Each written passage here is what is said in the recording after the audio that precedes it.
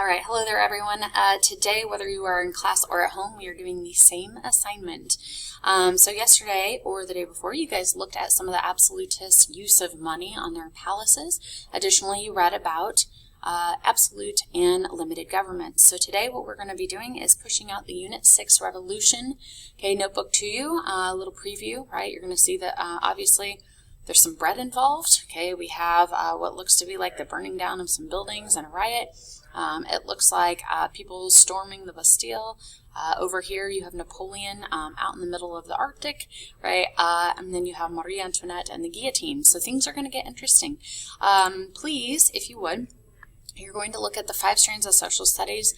These are the same 5 strands that we used in the first semester. You guys are actually going to be taking these. Please go ahead and drag and drop these boxes up here to the one that matches, just as kind of a refresher on the standards that we're going to be looking at and making sure that you know kind of what types of things we'll be asking you to do. All right, if you go to the Power Standards slide and you open it up, full screen, you'll see that the directions here are to create a SMART goal.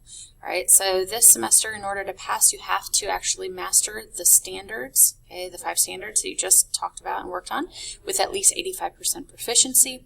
In order to help yourself do this, go ahead and create a SMART goal. A SMART goal needs to be specific. It needs to be measurable. So you can't say, I want to do well, or I want to work harder, or I want to study more, right? You have to say how much more, or, work how much harder, right? Like, I'm going to devote this many hours a week to this, or I'm going to achieve at least an 80% on my tests, right? That's measurable.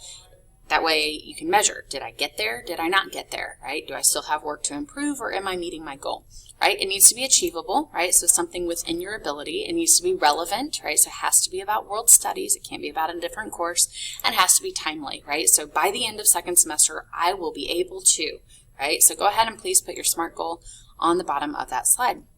All right, this is, as usual, we have included your study guide.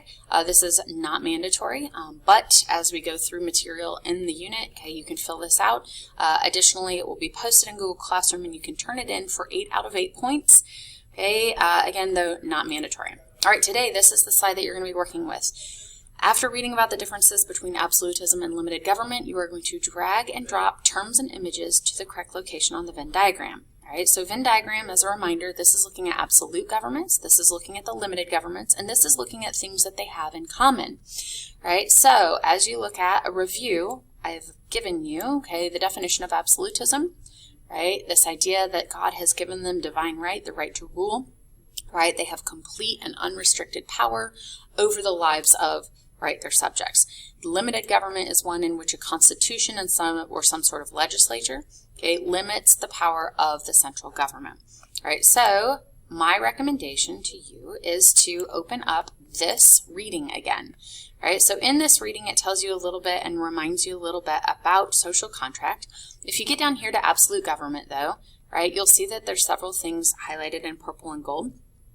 So things like divine right theory, right? This theory that the ruler is chosen by God, right? They can do whatever they want, and they only answer to God. They believe that God has given them the responsibility to take care of and rule over their subjects, and that rule is passed down, right, through heredity, right? Other things like the palaces that they built, right? That's an example of absolutism and showing off, their extreme power, not having to ask permission to do that.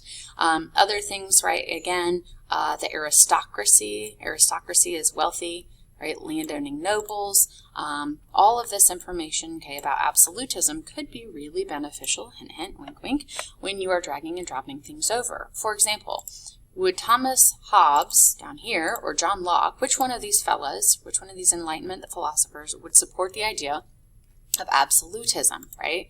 So if you look up here, it actually says absolute government, right? A Hobbes idea. So therefore, you're going to drag and drop Thomas Hobbes, right, over here to the circle, that has absolutism.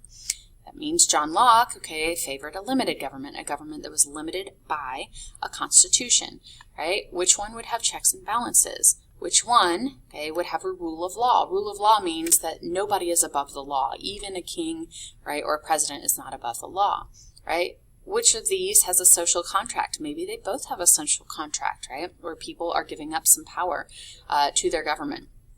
Which one asks their citizens to have rights and responsibilities? Maybe they both do, right? Which one has 3 branches, right? Try to figure out. Some of these things are going to fit right here in the middle, right, where they both share them, and some of these things are going to be only one or the other, right? When you get to limited government, of course, scroll down here and you will see a limited government, response by John Locke. We just talked about that. He definitely fits under limited government, right? Use this other information here to help yourself out here, right? Then, these 4 questions you've seen before, but a lot of you just went and Googled answers and you didn't really get it. So instead, really think about it. What is a benefit of having an absolute leader? What is a problem with having one absolute leader with all power? What is the benefit of having a limited government? And also, what is a problem with limited government? Right? These are the types of things that will show up on your quiz tomorrow. Review this reading, right? If you have questions about the reading, please email me or check with someone else in class and make sure that you iron out any questions that you have before tomorrow. All right, guys, have a great day, and we will see you soon.